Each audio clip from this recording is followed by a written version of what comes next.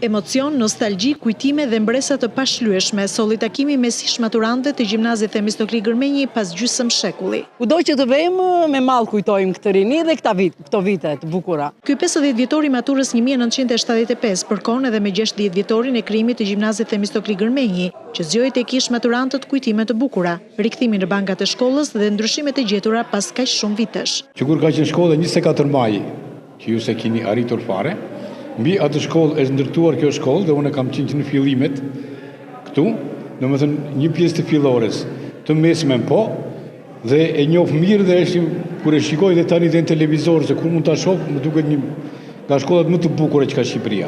Më pëlqejnë klasat, ambienti jashtë, ato fushat e aktivitetit. Domethënë është shumë bukur, kënaqem që e gjej në këtë gjendje. Mungesa e ish mësuesve në këtë takim nuk i pengoi ish maturantët të sillnin copza kujtimesh nga puna e tyre e palodhur dhe marrëdhëniet e papërsëritshme që kanë lënë gjurmë në jetën e tyre. Kemi pasur një marrëdhënie me mësuesit të mrekullueshme, që ishte respekti në bazë dhe pastaj të tjerë shkonim si shok. Koço Pikuli, me Viktor Kaçiroti, me Lacen që na bënte fizik, me Vaskë Markollarin të mrekullueshme dhe të tmerrshme i matematikës, me Liliana Kamberin, mësuesen e matematikës. Ky takim mes përqafimeve dhe lotëve të fshehura zgjoi tek disa ëndrat e gjimnazit që për arsye të kohës që jetonin, mungesës së bursave apo të drejtës së studimit nuk ishin realizuar. Kam bërë një radio këtu ke shkolla, sa një faqe muri, se i kam patur pasion.